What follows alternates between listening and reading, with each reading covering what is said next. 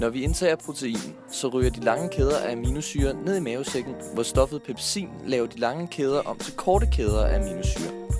Dernæst kommer de korte aminosyrekæder i kontakt med stoffet pepsidase i tyndtarmen.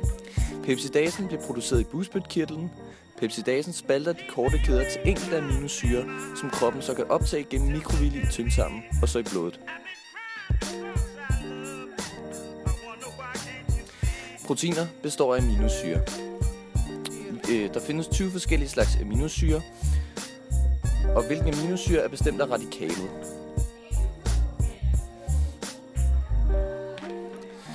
Proteiner er sat sammen af peptidbindinger mellem aminosyrerne.